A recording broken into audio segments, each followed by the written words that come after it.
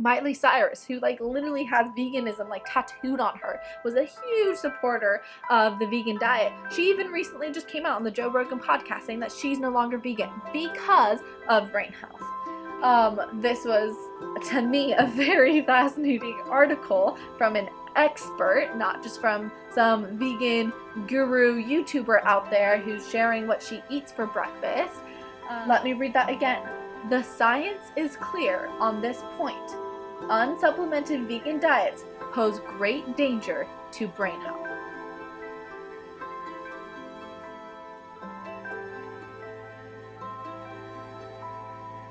Hi guys, welcome back to my channel. My name is Chloe. If you don't know who I am someone who helps people go from quasi-recovery to all the way fully recovered.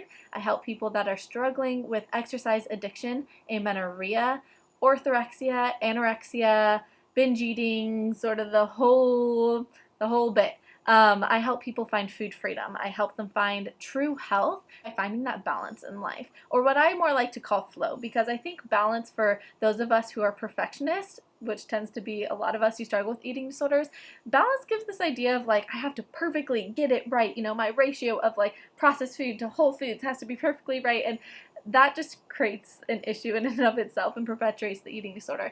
That's why my channel is Flow with Chloe, because finding that flow instead of that perfect balance, I think is more where it's at. Some days you're going to eat more sugar than others you're not. Some days you'll exercise a lot, the other days you're not. Like, life is a flow and it doesn't have to be perfectly balanced. And when we try and control it, when we try and be very rigid, we're blocking the flow. And flow is really where true health and vitality and just well-being is at. It's when we're in that flow state, when we're really working with our body and not against it.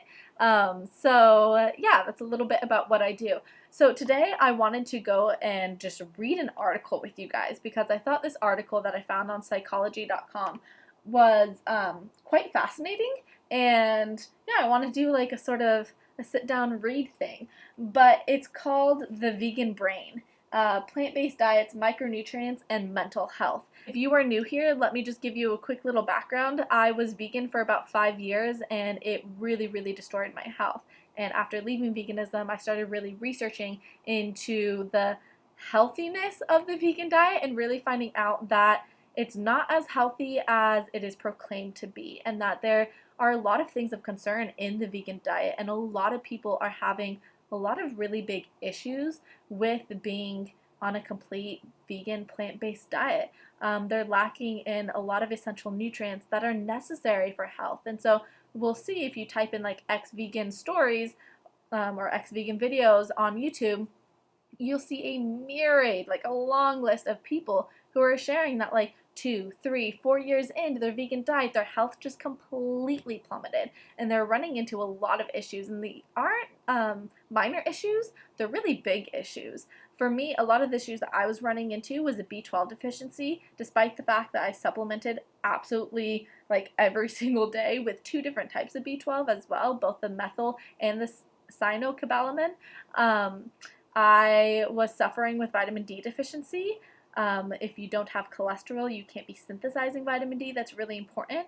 So I was eating a cholesterol-free diet, and my liver was not producing enough cholesterol for me to actually be healthy and have normal vitamin D levels.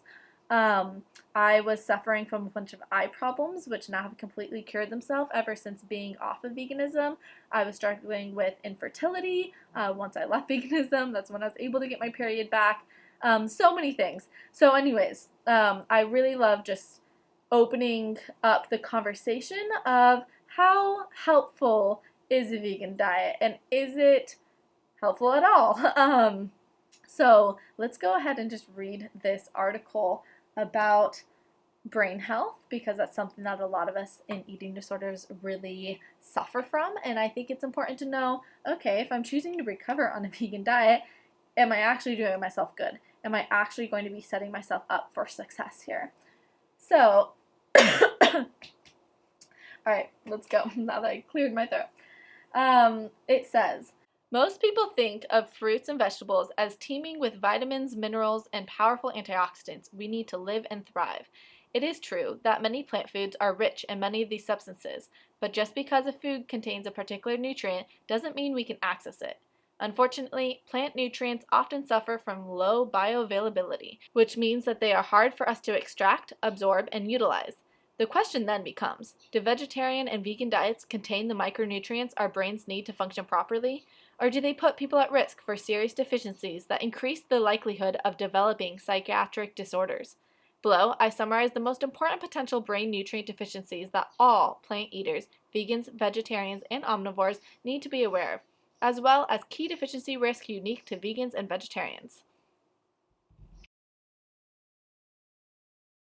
So I love already here that they mentioned the bioavailability of plants, because this is something that I see a lot online, is that someone will post like a picture of, say, broccoli and then a picture of steak, and it'll say like broccoli has like 20 times more iron than steak. First off, important distinction here. It's different types of iron. One is non-heme iron and one is heme iron. So that's really important because that's utilized differently in the body. But also, just because the iron is there in the broccoli doesn't mean that we can absorb it all. If we look at the BV index, which is the Bioavailability Index, we'll see that plant foods tend to be at the bottom of that list. The first food that we have on the bioavailability, meaning it is readily absorbed and utilized by our body easily, is whey, and then eggs, and then you're getting into the meats and the fishes and all of that. And that's really important to know, that like plant foods actually have they have anti-nutrients. They have things that block us from being able to absorb and extract certain things. And so we think that we're getting like a lot of things from these plant foods, but it doesn't mean that we're necessarily actually absorbing all of them. So then we can run into a lot of deficiencies when we're relying just on fruits and vegetables and grains to supply our nutritional needs. So the first vitamin that it talks about, which is a really important one, and this is something that I really ran into issues with being vegan, specifically with my eyes. My doctor said that it was due to a vitamin A deficiency, but I was having a lot of issues with my eyes, a lot of burning, a lot of like very dry eyes, and I had a couple other things happening that was really weird with them. But so let's see what this article says. It says, vitamin A is important to many aspects of brain function, including vision, learning, and memory. Contrary to popular belief, plant foods are lousy sources of vitamin A. In fact, they contain no vitamin A at all. Instead, they contain carotenoids, which must then convert into retinol, the form of vitamin A our bodies can use. So animal products that contain vitamin A, it comes in the form of retinol. So that, again, that readily available, easy to use form of vitamin A, that's what we're getting from the animal products. When we say like a carrot has vitamin A, it doesn't have vitamin A in the form of retinol, which again is the vitamin A that our body needs. So this is 12 to 14 times more difficult than obtaining retinol from animal foods. Did you hear that? It is 12 to 24 times more difficult to utilize the carotenoids than just utilizing the retinol from animal food. That's important, especially when we're talking about eating disorders, because what's happening in an eating disorder? You're in energy debt. Your organs are starting to malfunction. They're starting to break down, and we don't want to be putting any extra stress on your body.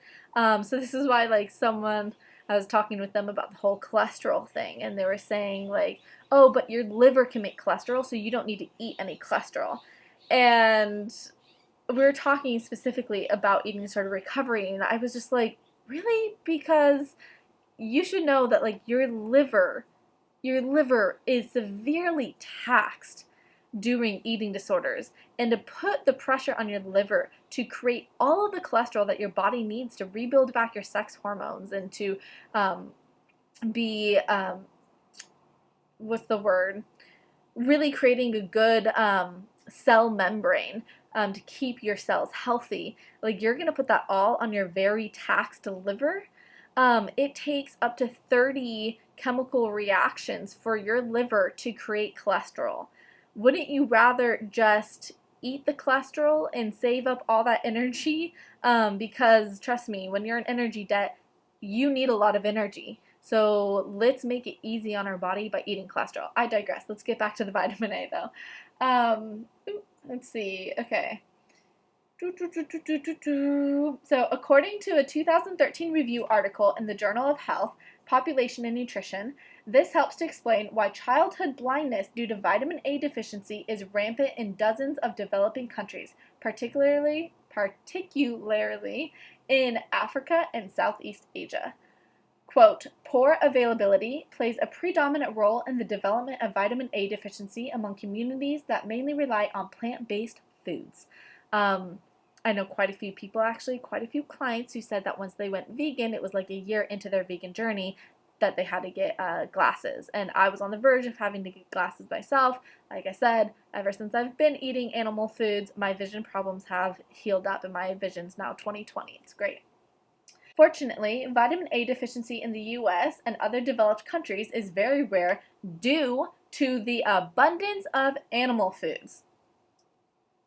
Okay, guys, so you may be living here in the States or in another developed country, but if you are choosing to be vegan, then you're not putting yourself in this fortunately it's very rare thing.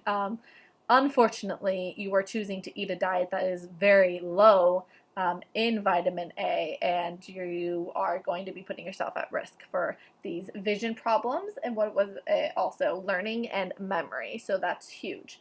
Okay, so let's go on to vitamin D. Vitamin D3 is important in brain growth and development, regulates calcium levels within the brain, helps protect brain cells from damaging oxidation, and supports the health of the hippocampus, the brain's memory center. The form of vitamin D our bodies need is vitamin D3. We can make vitamin D3 from sunshine or obtain it from animal foods. The form of vitamin D found in plant foods is vitamin D2. Our bodies can convert some D2 to D3, but D2 is less potent, doesn't last as long in the bloodstream, and may be harder to store in our body fat for rainy days and dark winters.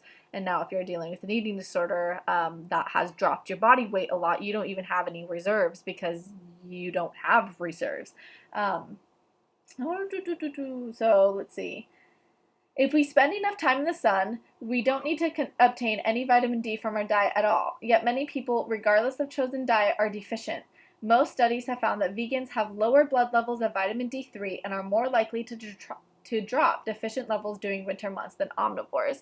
So this is important because one of sort of the key signs of an eating disorder, or I should say symptom of an eating disorder, is low vitamin D levels. And so again, it's saying here our bodies can't really utilize vitamin D2, which is found in plant foods. It's going to have to try and convert it to D3. That's more energy your body has to go into now converting it instead of just getting the D3. And then what else is it saying? Oh, it's saying that vegans tend to have lower blood levels of D3. So you're adding on eating disorder and veganism. It's like, this is not a good mix here. You're going to be really low in vitamin D, which is essential for so many things. Something that I want to point out here that this article didn't is that you need cholesterol to synthesize that vitamin D. So yes, we can get vitamin D from the sun. It's great. It's amazing. Woohoo! We can get it from some of our foods. Grass-fed butter is a great place to get vitamin D. But we can only synthesize that vitamin D if we have enough cholesterol in our body. If we don't have enough cholesterol, then that vitamin D that we are absorbing via the sun is going to be rendered useless. So it's important, and this is why I don't like supplementation. I don't like people just like, oh, let's just take a vitamin D supplement if I'm low. Let's just take a vitamin A supplement. It's like, you can't just, it's really hard to just isolate a certain nutrient and then think that like by taking that certain nutrient you're going to be better, because food works synergistically. It comes in a package, and we need other things in the food to help us absorb and utilize certain nutrients. So perfect example, like I just said, is the vitamin D. You have to have that cholesterol to be able to actually utilize that vitamin D. So eggs are great because eggs have vitamin D and they have cholesterol, especially in the yolks. So stop taking out the yolks and eating egg white omelets. It's disgusting, it's nasty, and it's also just not as good for you. There's not as many nutrients in it, and like I said, you're not going to be able to absorb all of the vitamins and everything in the eggs. So let's go on to vitamin K2. It says, when most people think of vitamin K, they think of vitamin K1, which is abundant in many plant foods. But vitamin K2 is just as important and often overlooked. Vitamin K2 is confusing because it comes in many forms, but the essential form we need is called MK4. In the brain, MK4 is required to build critical cell membrane components called, sphingolipids, as well as to support the overall health and function of brain cells.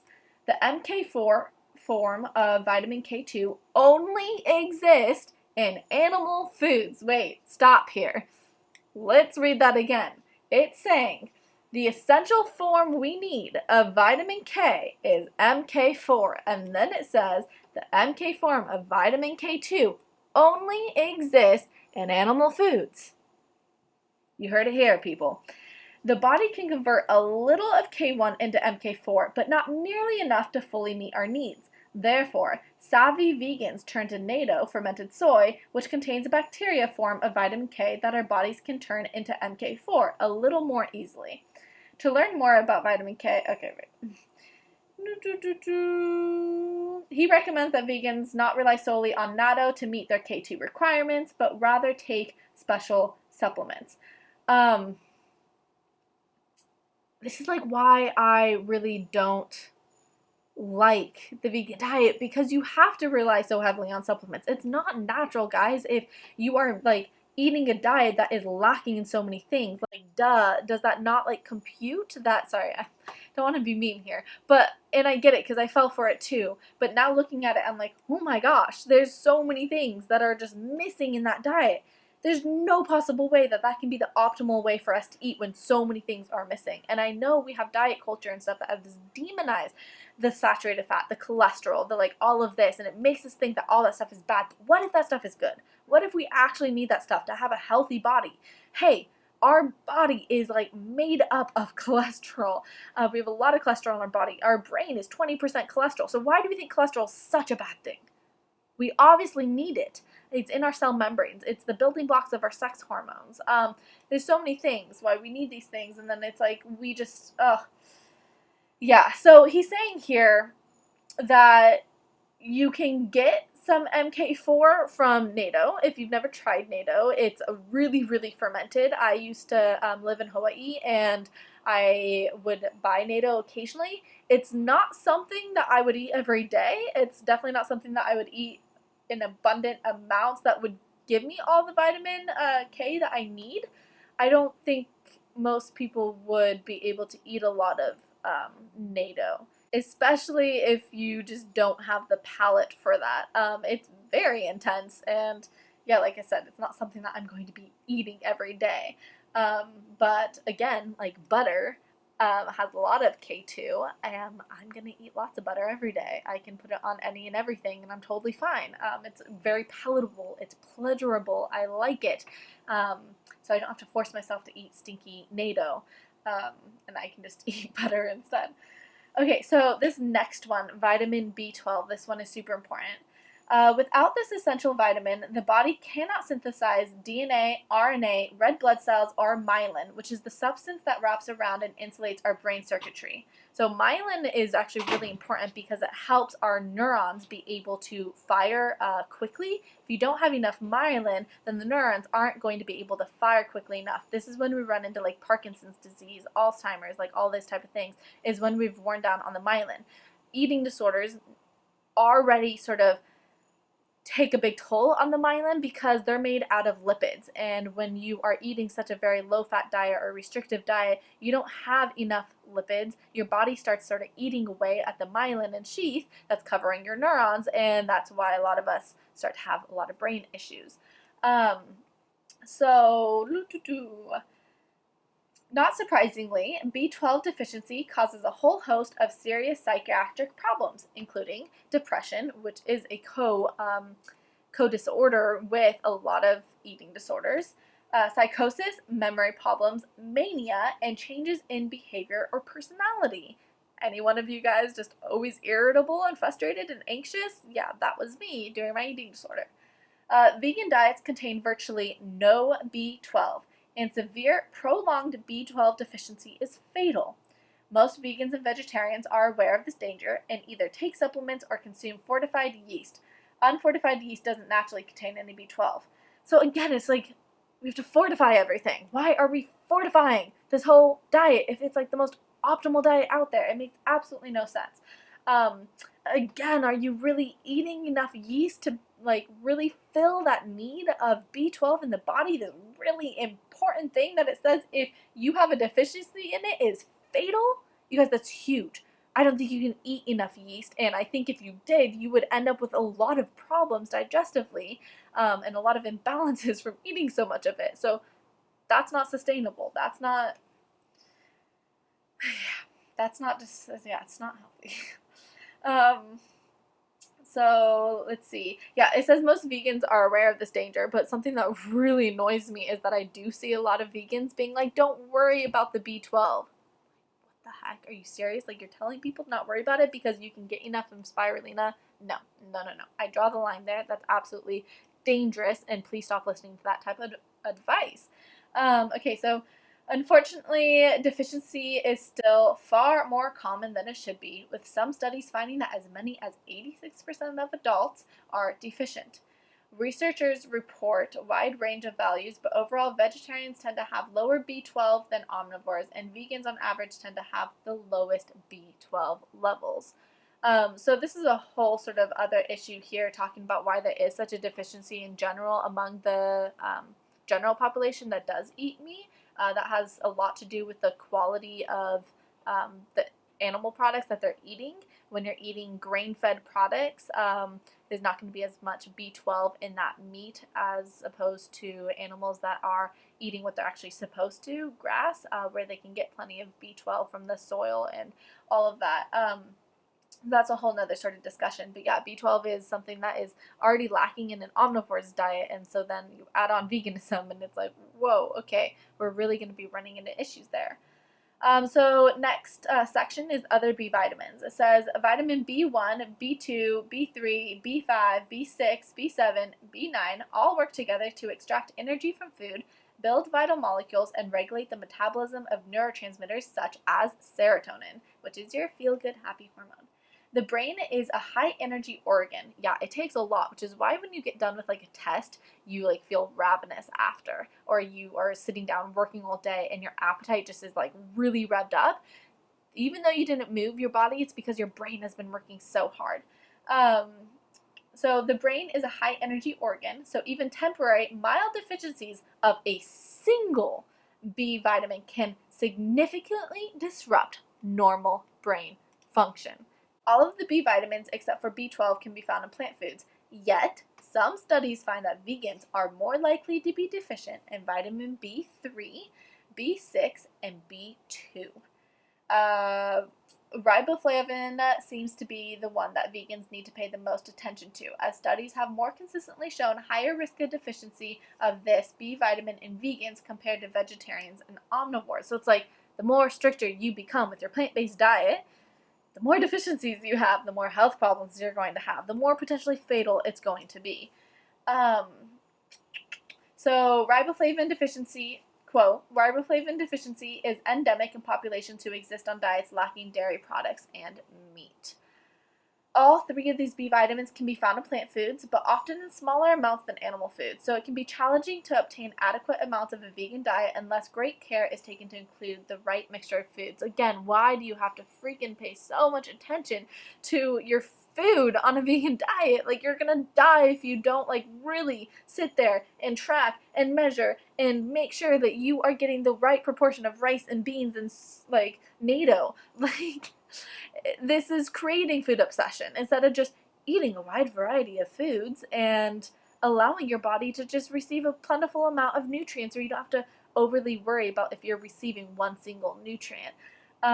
This is, again, another reason why trying to recover from an eating disorder and being vegan is really not a smart idea, in my opinion. It requires you to be very obsessed with your food, which is something that you don't need. You need to learn to let loose and just eat food and forget about it.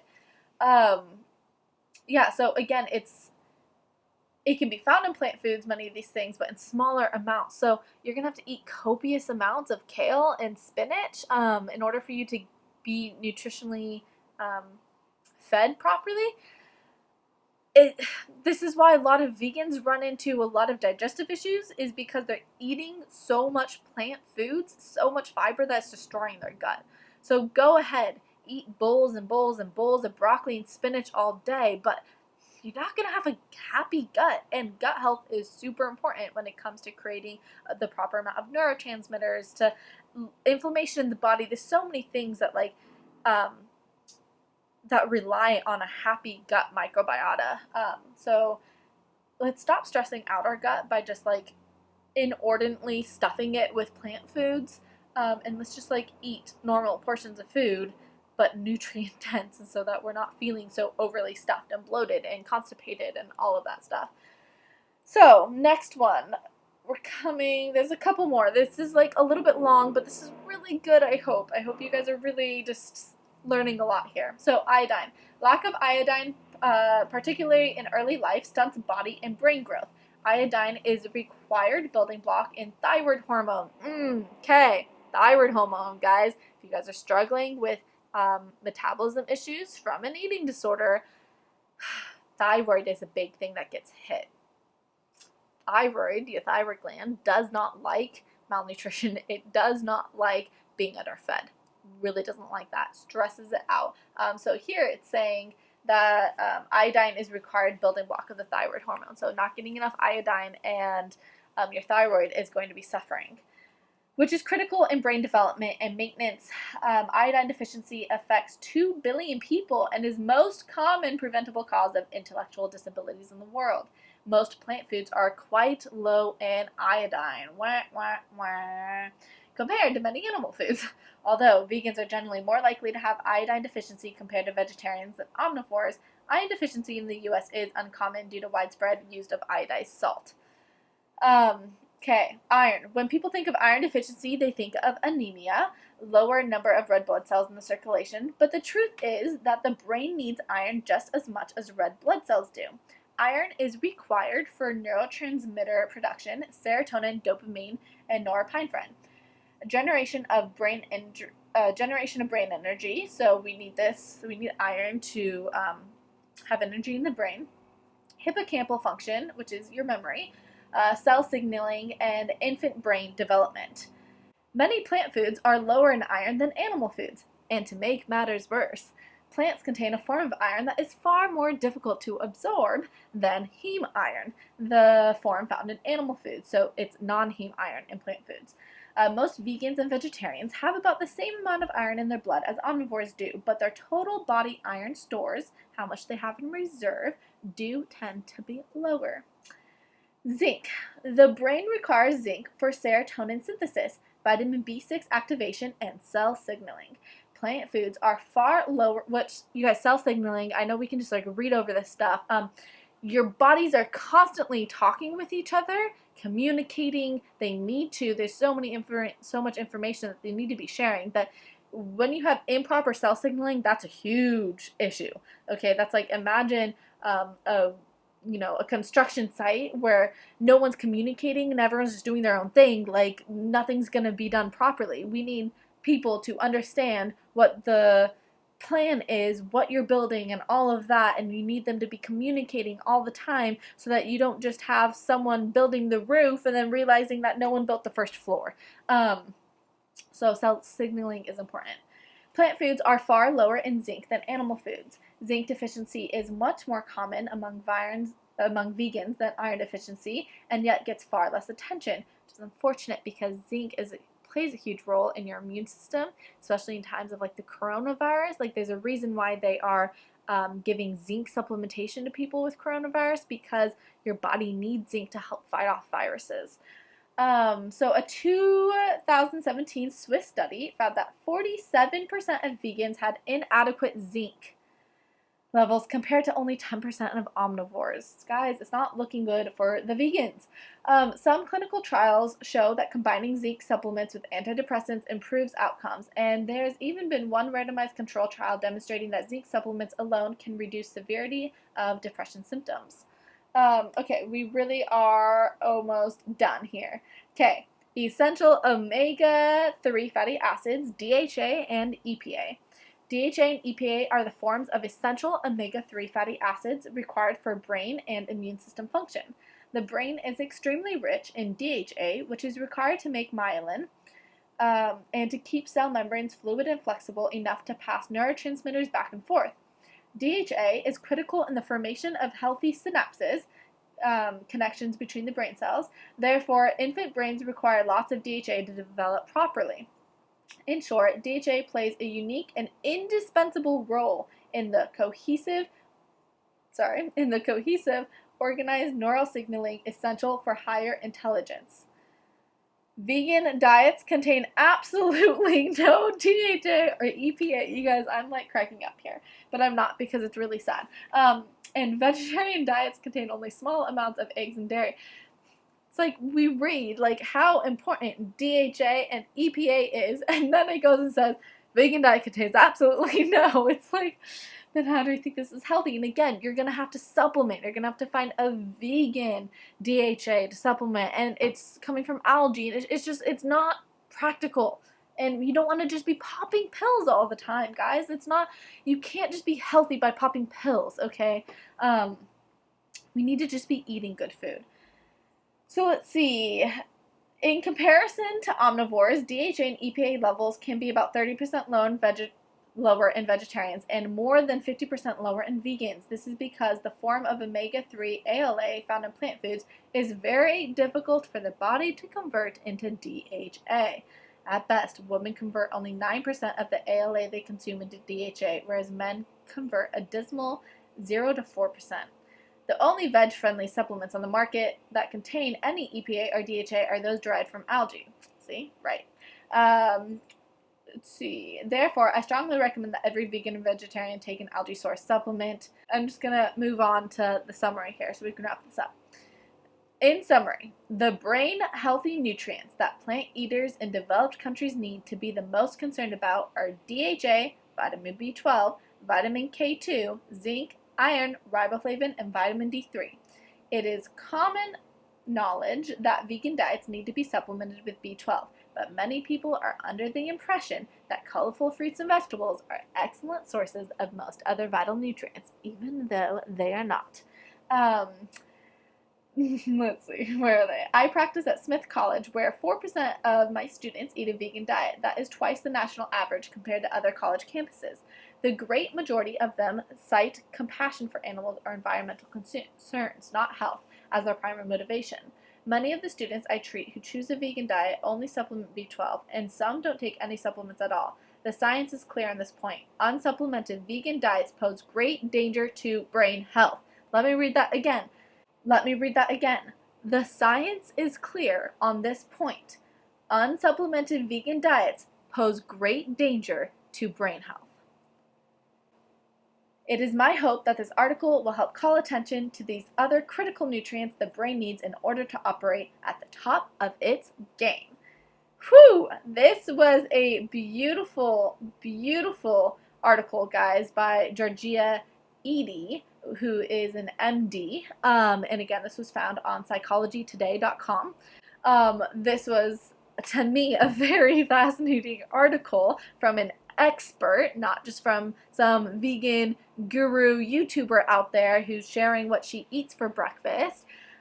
This is someone who actually works with people who are struggling from things like depression and anxiety and cognitive issues, and she's saying that the vegan diet is posing a big threat to one's brain health. And I think that this is something that we really need to consider and pay attention to, and really stop being vegan, as we see that there really is a big danger to our health if we choose to only eat that way, especially when we add on an eating disorder, guys. Like, if this is taxing a normal human body, like the vegan diet's taxing it in this way, think about the amount of taxation that goes on the body with having the eating disorder and then being on the vegan diet.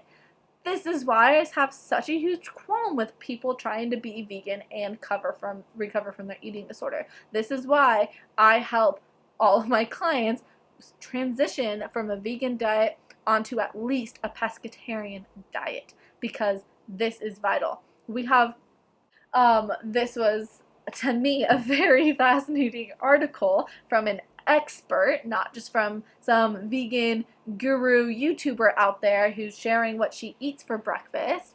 Miley Cyrus, who like literally has veganism like tattooed on her, was a huge supporter of the vegan diet. She even recently just came out on the Joe Rogan podcast saying that she's no longer vegan because of brain health, because she was not thinking properly and she felt like she was in such a thick fog. And the second that she started eating fish, boom, her brain turned on. Elise Parker, having a lot of brain issues. The second she eats salmon, brain turns on.